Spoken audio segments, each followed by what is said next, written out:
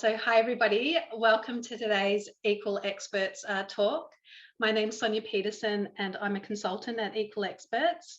I'm here to introduce our fantastic guest speaker, Marco Vermeulen.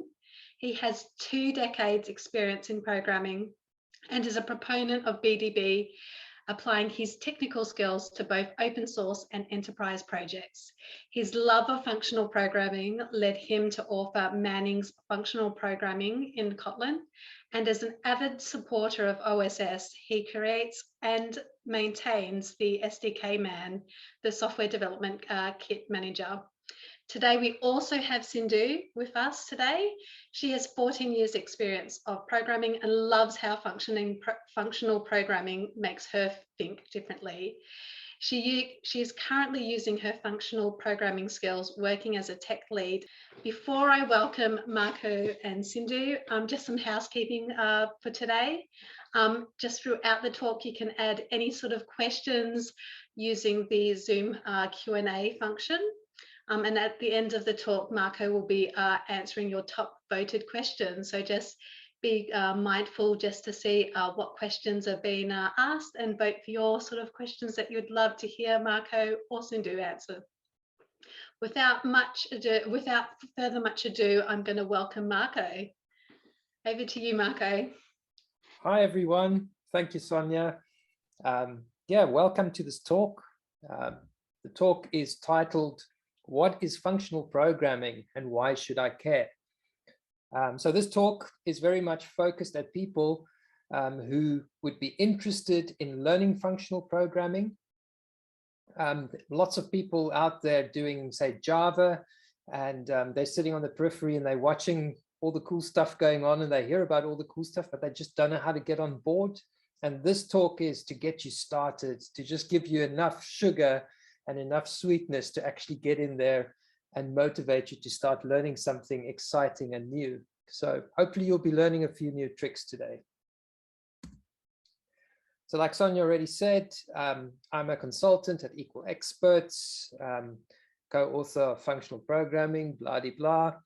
And in my favorite languages that I like coding in are Kotlin, Scala, and I'm doing Rust as well at the moment. Rust is a super cool new language, new kid on the block. Also similar kind of language to Kotlin and Scala, but we'll get a bit more into that a bit later. And then you can follow me on Twitter and see me on GitHub under Marcoda handle.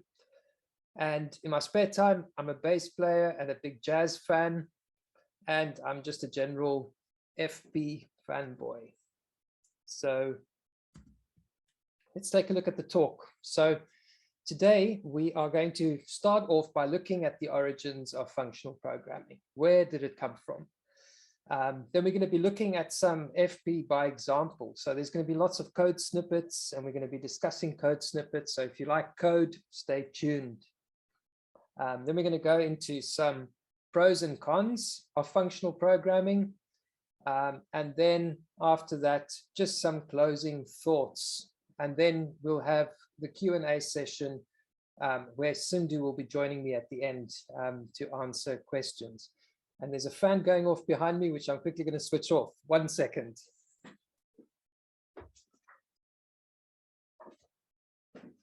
There we go. That's better.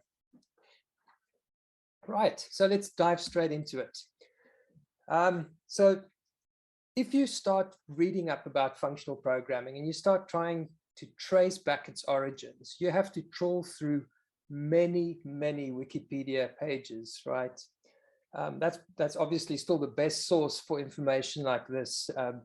So it's painful because you've got to do lots of cross-referencing, etc., etc. So I decided, well, let me just distill that for you and give you this instead.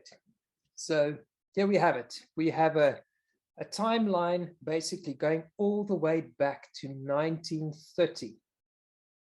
So it all started with a guy called Alonzo Church, who came up with lambda calculus. So this was before there were computers. This guy came and he invented lambda calculus, which was a way of doing calculations using functions. 1937, Alan Turing came along and he tested lambda calculus and proved that it was Turing complete. 1950 saw the start of the first functional language, which was Lisp, invented by John McCarthy at MIT. And he ran this on the very early IBM mainframes, the 700 and 7000 series. So that was the 1950s. That's a long time ago. Then in the 60s and 70s, new functional languages emerged, all along the same vein: APL, K and Q, then ML, and then the famous Scheme came about. So Scheme was just Lisp once again, except with a few optimizations. So Scheme allowed you to do recursive function calls, and it did tail call optimization. But apart from that, it was just Lisp. And this became hugely popular. Then in the 1980s, something happened that I think rocked the whole programming world and the functional programming world. And that was a paper by Per Martin Loff about category theory. And that set people alight in terms of embracing type systems in functional programming. And very soon after that, in 1985, a language came forth called Miranda, which was a lazy typed functional language. But unfortunately, it was proprietary and closed source. So very soon after that, 2 years after that, Haskell came into being, which was basically based on Miranda, but built on open standards and backed by an open community. And Haskell is still going from strength to strength to this day. So that's a great testament for this type of programming. 2001, Scala was invented by Martin Edesky at EPFL. 2005, F#, which was also a typed functional language and is still very popular to this day. And then left field, 2007, Clojure was invented, which was a Lisp without a type system. So it's a dynamic functional language, very much like Lisp, but it runs on the JVM. And that still has a huge following to this day as well. So that's a bit of a history and a bit of a background for you, just to show you. So 1930 to now, that's almost 100 years, right? We're probably like 8 years short of 100 years. That's crazy to think. Right, just as a slight visual representation, there you have lambda calculus on the left, 1930, Lisp 1950, 1980, the category theory paper, and then things fragmented to this dynamic FB side with Clojure, and a lot of the other languages went and embraced the type system: Haskell, OCaml, Scala, F#, and now Kotlin as well. Right, so what is functional programming not? So first off, it's not procedural. So the code you're looking at here is COBOL.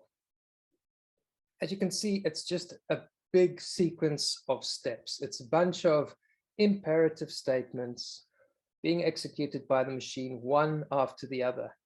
And normally in these imperative languages, you could run subroutines. You could do go to and go to another block of imperative code, or go sub. But in the end of the day, you were just being passed around and had to follow imperative steps of code. So COBOL, BASIC, Pascal, there's lots of those languages. Functional programming is also not object-oriented programming. And that's the one that I think we all have gotten to know really, really well over the last decades. So although object orientation has been around, or the ideas have been around since the 1950s, they only really became popular in the 80s with Smalltalk. Smalltalk was the first big one that introduced the object orientation in the masses. And of course, C++, C# and Java are all object-oriented languages. Right, so let's take a look at what defines an object-oriented language. I don't think there's any surprises here. Classes are like blueprints or templates. for objects that can be instantiated. You can have many objects instantiated from a single class. Objects have fields which carry the state of an object. They carry methods, which are usually procedural methods, just blocks of code with procedural steps inside. It's very common for these objects to have immutable state. The procedural methods often throw exceptions, which can sometimes be side effecting as well. So, I mean, throwing an exception is an extreme side effect, which results in non-deterministic outcomes, which is not a good thing. It just brings a staggering complexity to your code.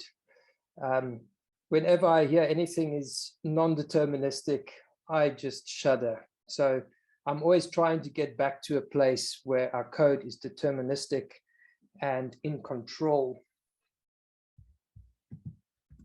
Right. So what is functional programming? So firstly, functional programming makes the methods inside of an object a first-class citizen. We call it a function, and it can now live outside of a class. It's a top-level construct. A function can also be assigned as a value, so you can actually pass functions around. You can compose functions with other functions. You can have functions in a declarative style. Now, we're going to be looking at examples of this in a minute. We'll go through it, and we'll go through all of these one by one so you understand what I'm trying to say here. And of course, everything in these modern languages is an expression. So everything is an expression and can be assigned to a value. And then immutable state is also something that is very, very common in functional programming. And of course, no side effects and deterministic code. The typed functional languages in particular have a concept called an ADT, which is an algebraic data type, and you can apply pattern matching to these ADTs. Great, so let's take a look at all these things and see what it actually entails. Right, so first off, this is very easy. This is simple stuff. First off, here we have a class. The code you're looking at, by the way, is in Kotlin, but all these ideas translate directly into, say, Scala as well. So it shouldn't be too difficult to follow. It is kind of like Java, but I'll explain my way through it in any case.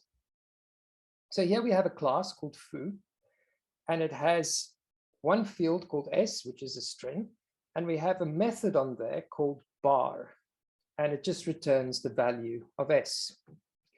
Right, in functional programming, you typically have the function living, or you can have the function living outside of the class, right? So here we have a top-level function called baz, takes a string and returns a string. And you can basically, you can either invoke it as foo hello and then call bar over here. That's the first construct. And the second one, we just call baz directly. Now, interesting thing here is, even though Kotlin and Scala are functional languages, they're actually object functional languages. They're actually hybrid languages. They've used some things from object orientation and combined them with pure functional programming so that you can have the best of both worlds. So it's not illegal to have classes and objects in a functional language. Just use them sparingly, right? Right, so the next thing is declaring functions as a value. So here we have the val statement, and we have a value there called upper. And here's the type declaration. It says basically that it's a lambda, and it takes a string, and it returns a string. So it's a function that takes a string and returns a string. And that's the type signature of upper. And then in the declaration, here you can see the lambda, there's the curly braces, string, to string.uppercase. All right, here we have one similar called lower, which has exactly the same type signature, but this one has a declaration that calls string.toLowercase. Now, this is the interesting thing. Remember, I said everything evaluates in these functional languages. So the if statement in an imperative language, you would have an if statement and it would do something, or otherwise it would do something else. But here instead we say if A equals B, which are just some variables that are on scope. If A equals B, it will assign the upper reference to that upper function to the case value, right? Because the case value is also just a string to a string. So we've actually assigned a reference to an uninvoked function to another value. Else, if A is not equals B, we assign that one to case. So we haven't invoked anything. We haven't ever called any of these, right? It's just been assigned to a value where it can now be used. Right. Let's take it one step further. This is where it starts getting a bit more interesting. Higher order functions.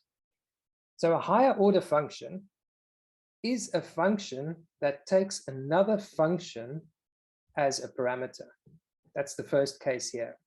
So greeting is a function that takes f, which is a string function to a string. So it takes a lambda that will take a string and return a string. And it will itself return a string. So in the declaration, we simply take the f and we invoke it here with the value goodbye. So you can effectively, you can pass in any function here, the upper or the lower that we defined earlier, and it will give you a different result coming out. So it allows you to plug in behavior, which is a really powerful concept. So as you can see here, we say assert greeting upper, and that will immediately emit goodbye in uppercase. Another case for higher order functions are when a function can return a function, right? So this one takes a normal string as its parameter, but it returns a type of string to string. And then the declaration is as follows.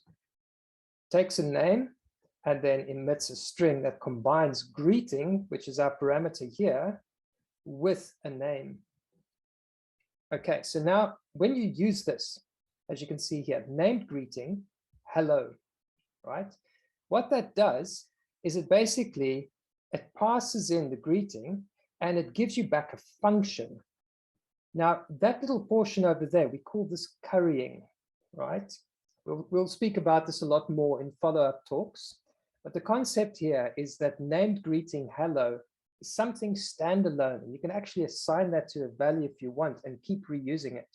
I could have a reference to named greeting hello and then pass in John and Sue and Alice and Albert, and whoever you want, and we'll keep emitting these greetings over here. So you've almost got like a preloaded function that's been curried, and now you can pass other things into that and keep reusing it, which is a very powerful technique. So that's higher order functions. Now, what this allows you to do is it allows you to code in a very declarative style. Now, this is one of my favorite examples because I often do this when I'm writing tests. I like writing code that looks something like this at the bottom here. I say with server, and then I get a handle on a server that it magically gives me. Then I can do something with that running server. I can do some assertions. The assertion can even fail if it has to, doesn't matter.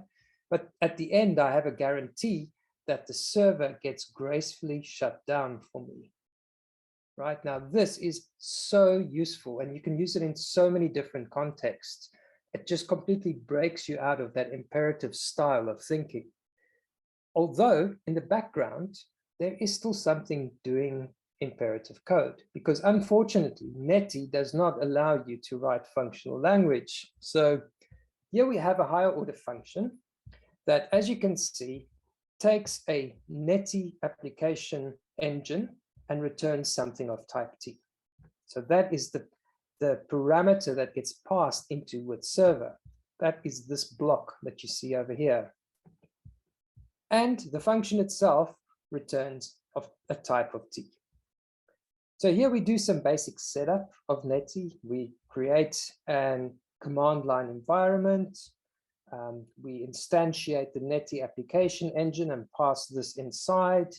Then we call start on the server. So this is all very imperative, stepwise kind of code. Then inside a try block, we actually invoke the function, passing the running server into the function. So now we're over here, right?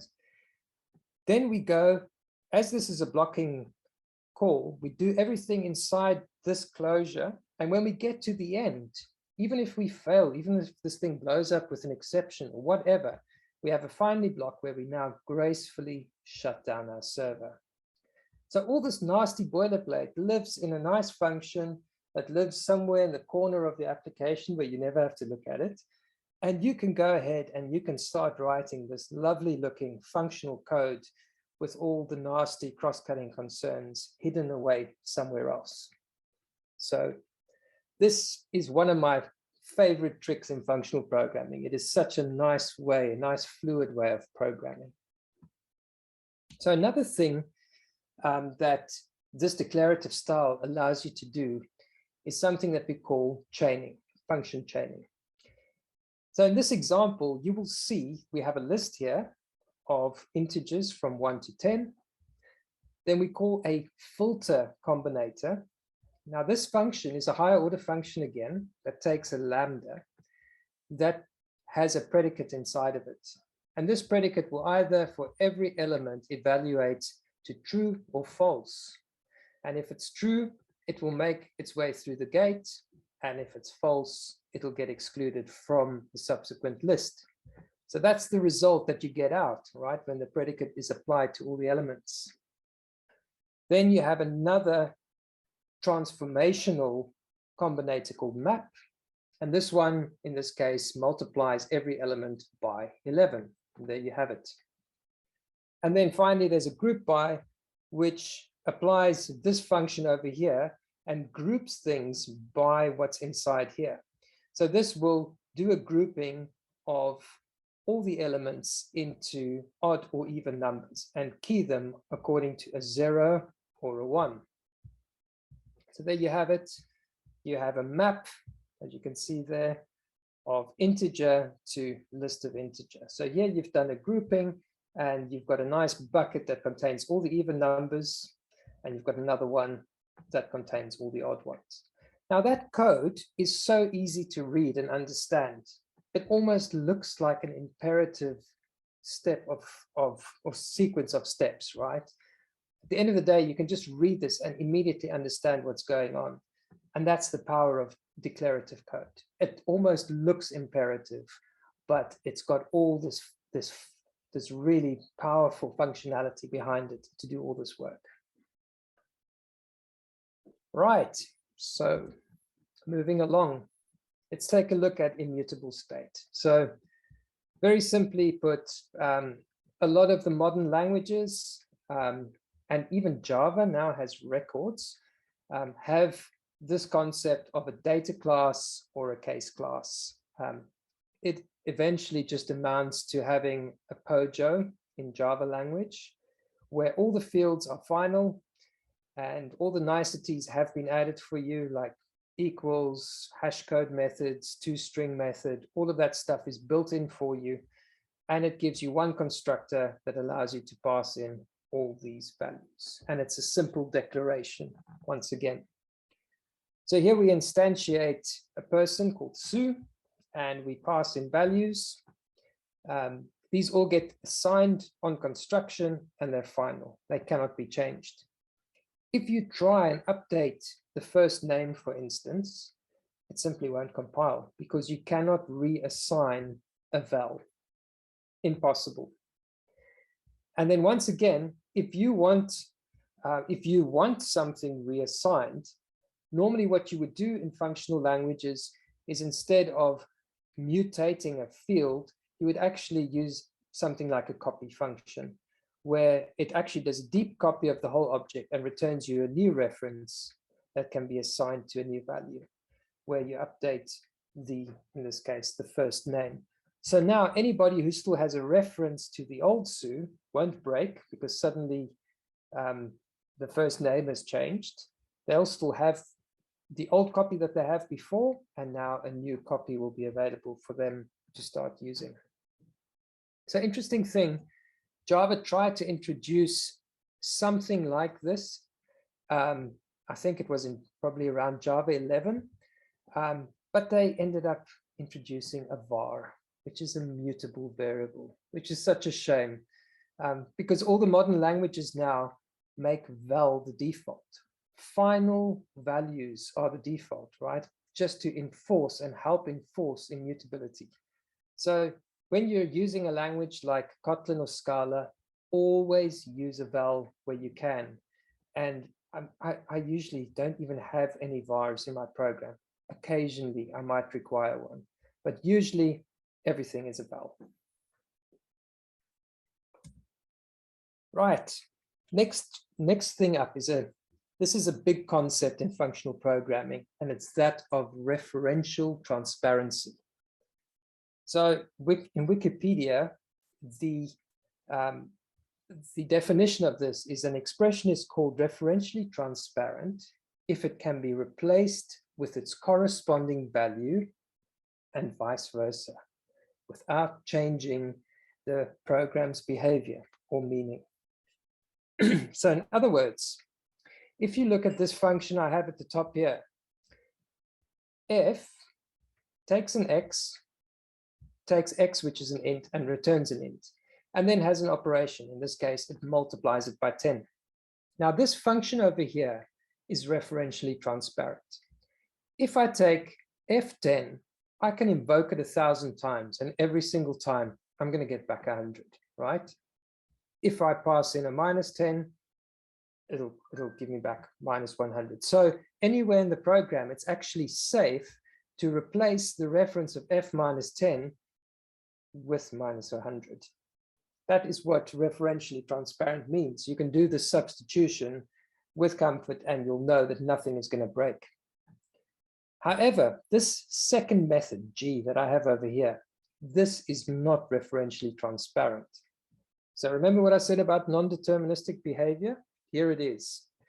So if I have this function G that takes an int, and I invoke it with something less than 0, it blows up in my face, right? I just get this explosion.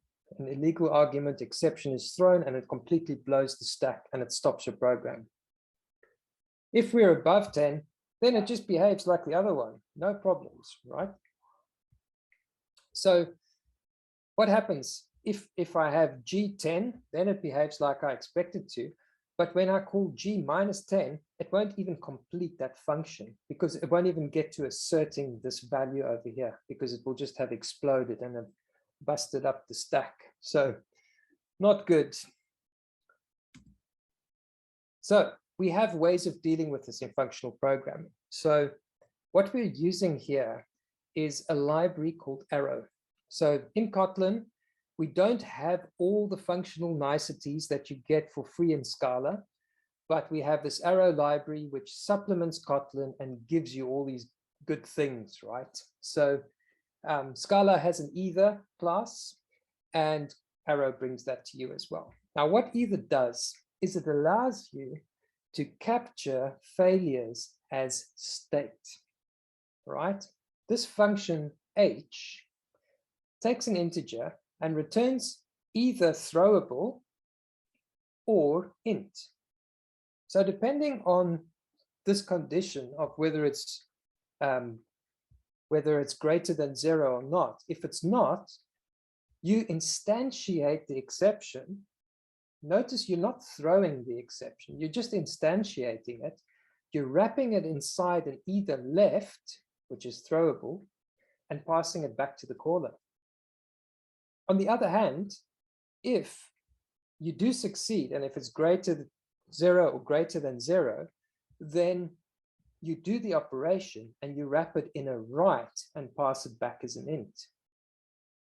So you can see this is completely deterministic. You have nothing blowing up in your face. Everything can get handled in a same way. Now, this is what I was speaking about earlier about pattern matching. This thing, by the way, is an algebraic data type. That's an ADT. Now, here we actually work with the ADT, and we say, we're going to have this method here called deal with it, takes an integer, and we have a when construct, right? In Scala, we have this pattern matching concept as well. It's exactly the same thing, where we call the method, and then inside this when construct over here in these brackets, we can now go and do tests to see what type it is. In this case, it's exhaustive, only has 2 types, a left and a right. We can say if it's either right, then we can access via a smart cast the result.value, which is guaranteed to be an int, right? On the other hand, if this is a left, it smart casts result dot value into a throwable, the exact throwable that you created over here, and you can access its message. So here what we've done is, in a deterministic way, we've converted this into something that we can now use, which is a string, and pass it back. Nowhere did we throw any exceptions. We merely passed around the exceptional state and dealt with it in a deterministic way. Now, very quickly, what is the problem with throwing an exception?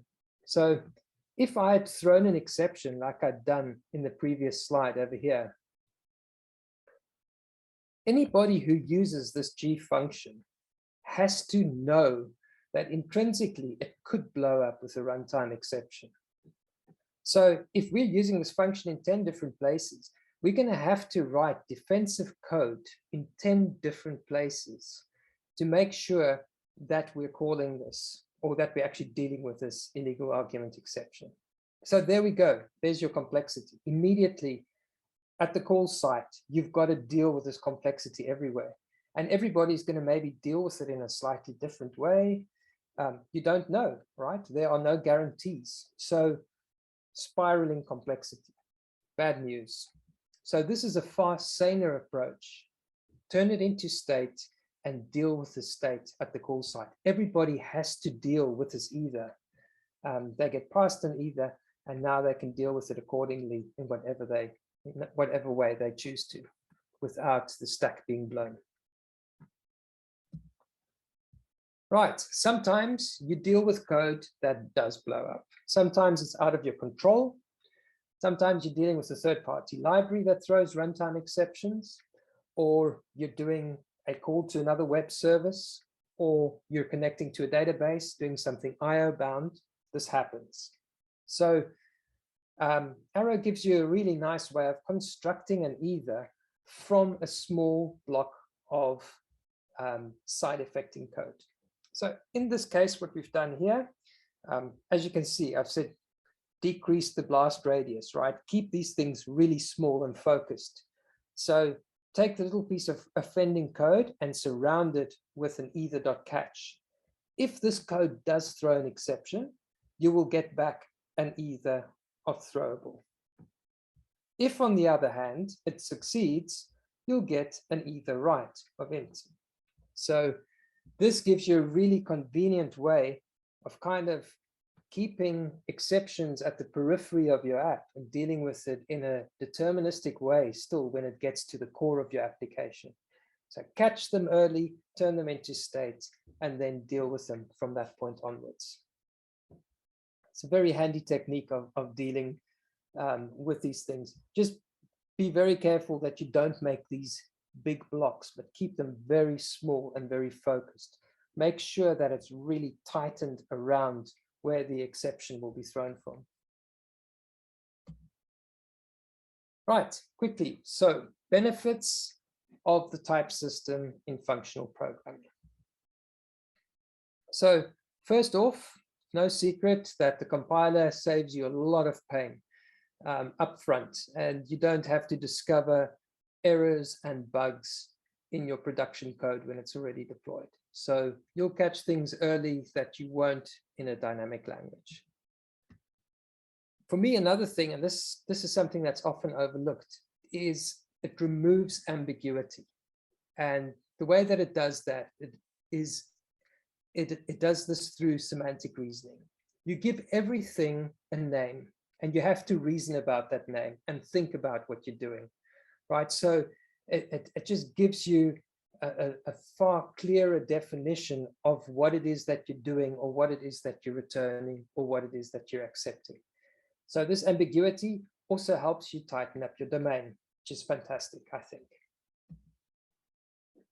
It also enables something called higher kinder types.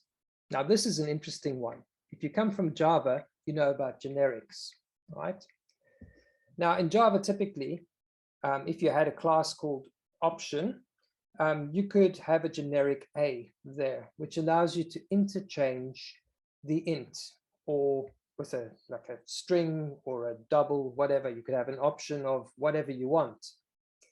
Now, higher kinder types take this a step further. You can have a type signature that is f of a, right? And what this basically says is your function could take in an f of a, which means not only is the int interchangeable with another type, but your wrapper type is also interchangeable with something else. So you could have something else in the place of option. You could have a state of int or whatever you want.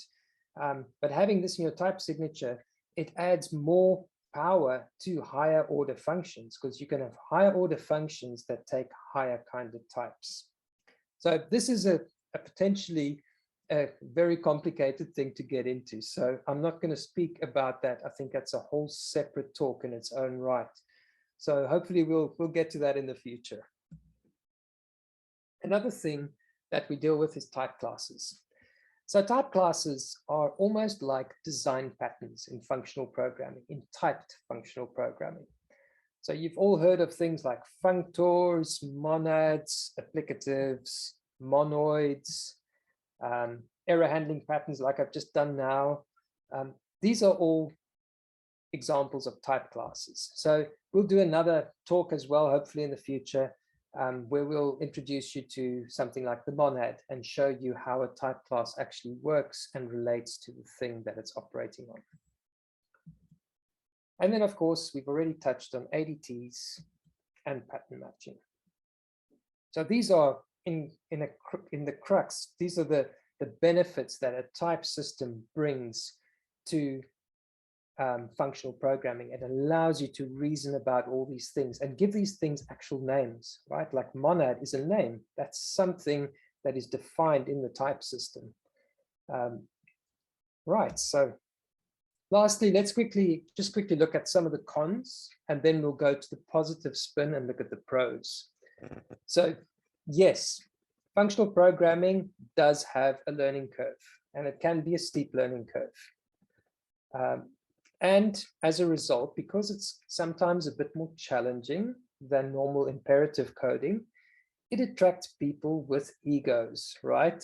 We've all seen this, which sometimes culminates in pockets of toxic culture. And we've seen this in some functional programming communities, and I think everybody knows what I'm talking about. When you put a lot of really smart people together in a room, you get stupidly complex code that just gets totally out of control, right? So it does require disciplined thinking.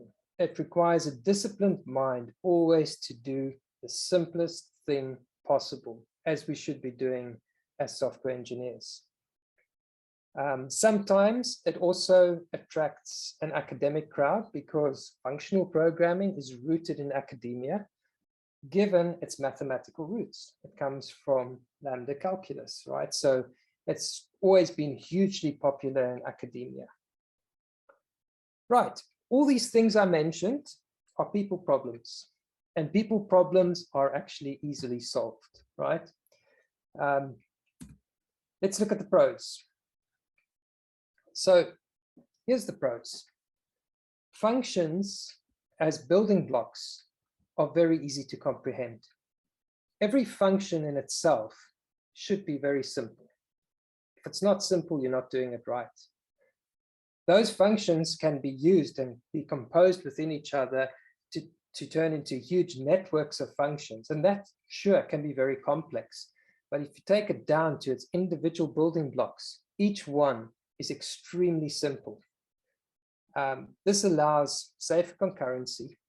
It allows you to contain side effects like we did earlier. It allows you to work with immutable data structures and gives you referential transparency. Another big benefit, it makes things very testable. A small function in isolation is extremely easy to unit test. Another big plus, and this is a pro for me, is the fact that it's challenging, right? Which has the effect that it's actually a lot of fun. Once you start programming functional code, you'll never look back because it's just so much fun to do. It really is. Ask Sindhu, she'll tell you the same thing. Right, and I would argue at the end of the day, functional programming is technically superior. Okay, some very final thoughts here. I've already touched on the fact that what we use today are hybrid languages. Unless you're doing Clojure, you're probably using, and you're doing functional programming, you're probably using a hybrid language that is an object functional general purpose language. And Scala, Kotlin, Swift, Rust, those are all examples of these hybrid languages. They have elements of OO and they have elements of functional programming. If I can give you advice, stay out of the way of dogma and religious debates, right? They happen often. And I think just given what I said earlier about those little pockets, those little pools of toxic culture, yeah, that's where that sort of thing happens, and they can get nasty. And if I can give you any advice, is learn the theory, use typed functional programming, and zoom in on those concepts, like what is a monad, what is an applicative, and dig yourself into that, understand how monads and functors interrelate. So hopefully they'll ask me back and I'll be able to do some more talks about these things. So, right, if this all sounds interesting to you, here's the book that I was speaking about earlier. This is Functional Programming in Kotlin. It's based on the famous Functional Programming in Scala Red Book, but rewritten for Kotlin developers. It teaches you the principles of functional programming by example using Kotlin. So it's not a book about Kotlin per se, but it teaches you the underlying principles of FP, and that's the important thing. And that's transferable knowledge that you can apply to any language. Also, there is a code here called TS Functional that you can use on the Manning website. And if you use that on checkout, there's a nice surprise waiting for you. You'll get a nice discount in the end. And that's it. Thank you very much for listening. I hope you're all still with us. And now we're going to move on to some Q&A, and Sindhu is going to be joining on that as well. Thank you, Marco. So just a reminder, as we were just saying, you've got an opportunity to ask Marco some questions. So please use the Q&A function in Zoom, and also make the ability to actually vote on which questions that you'd like us to answer. The first one we have, Marco and Sindhu, is from Federico. In FP, you make copies to update objects, but what happens with the memory? Because you can make a copy of could make copies of very big objects. Are the previous values discarded through GC? Sindhu, do you want to answer? Yeah, sure.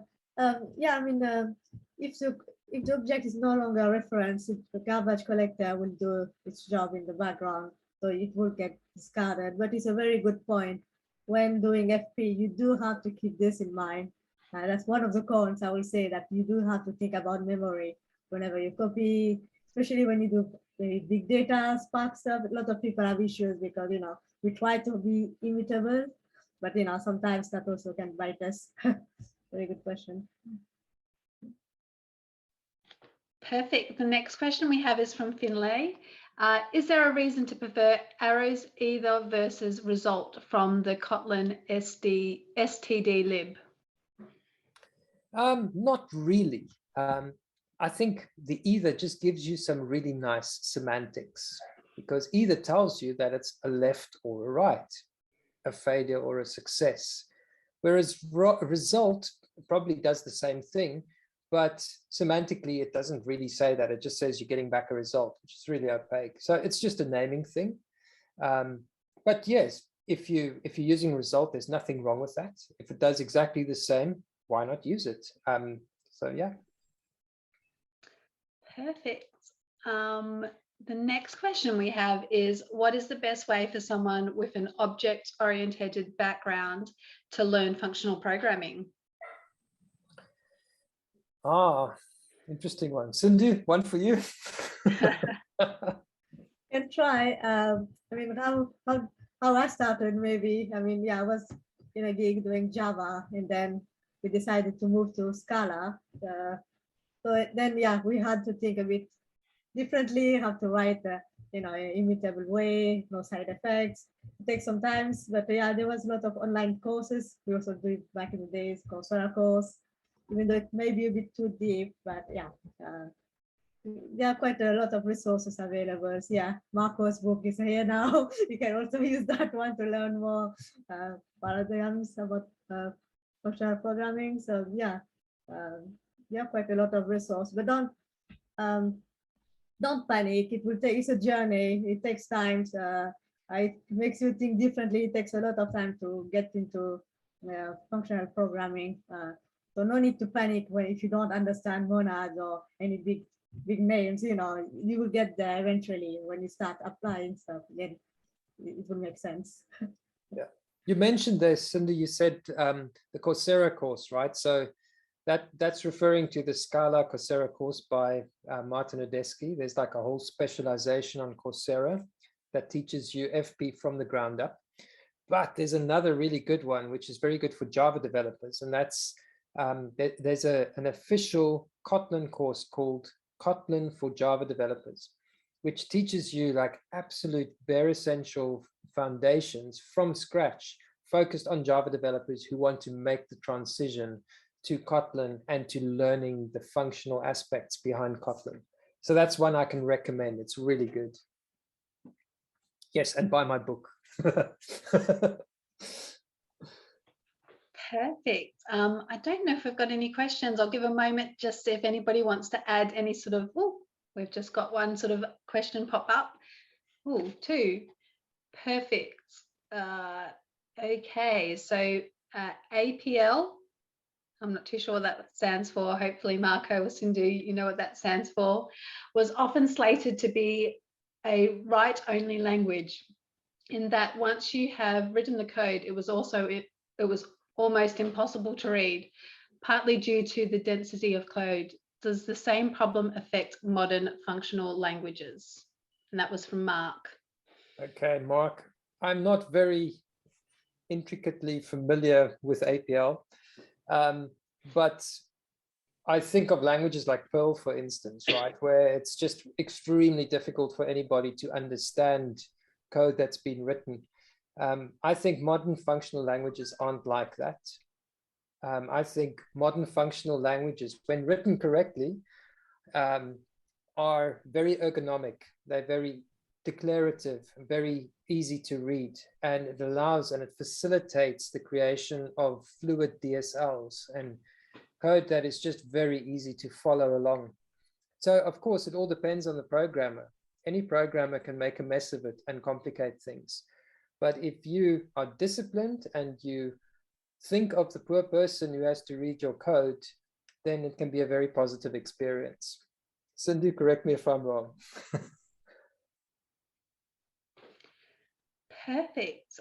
We have another question from Roger. Back in the day, my experience was that some aspects of functional programming, e.g. partial application currying, presented huge barriers to many programmers. Has this changed? Cindy, one for you. I'm not sure if it does change. You will see this, yeah, the partial function currying is still happening, even in the higher libraries. If you have more abstraction and other things, it's still happening. But yeah, I mean, I don't know if it should, it's not big a barrier, I would say. I mean, you get used to it. I mean, you don't have to write it that way when you write your own code. You don't have to apply any of those things straight from the start. You know, you can do it your way and then simply start adding this kind of tools that we have. Hopefully it won't stop anyone from going all the way functional. Perfect. The next one, again, we've got from Federico. Any suggestions for FP in Rust? Well, you can write Rust in a procedural way because it's an object functional language, right? So you can do it as functional as you want. The thing is, Rust has got lots of niceties built into it. It's got the concept of ADTs, and it's got pattern matching. It's got, you know, higher order functions. It's got all the good stuff that any object functional language has. So the extent to what you want to use it for functional programming is up to you. And it's a lovely language, by the way. It's a bit different when you first start using it. It looks a bit alien, but once you get your head around it, it is lovely. And it's, of course, it's started to be one of the safest languages ever because of the whole ownership model. Yeah, but I would encourage you, if you're interested in FP, definitely give Rust a try, have a play with it, because it's a great language. Perfect. And we've got another question. What would you do if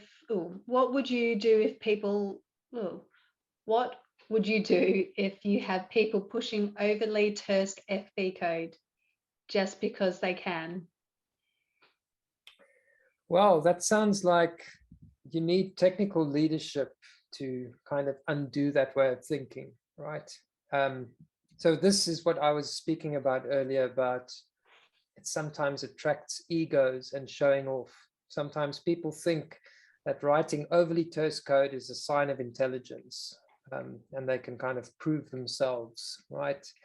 There's your problem. It's actually a people problem rather than a problem with the code, because you don't have to write terse code. You can write code that is easy to understand, and it's a form of communication. I always say that programming is as much a social way of interacting and instructing machines as what it is actually instructing machines, right? Instructing a machine is one thing, but it's actually about us doing it collaboratively as a group. And so you always need to keep the people around you in mind when you're coding. And if you're not doing that, then you're basically on your own mission and you're just thinking about yourself. Sorry, that's a bit of a ramble, but I hope you understand what I mean. We probably have time just for one more question. This question is from Finlay. Do you think exceptions still have a place in functional Kotlin code? So I would say no. I don't think you have to ever resort to throwing exceptions. I think some people do. Some people, well, people who come more from an OO background and an imperative background will still throw exceptions.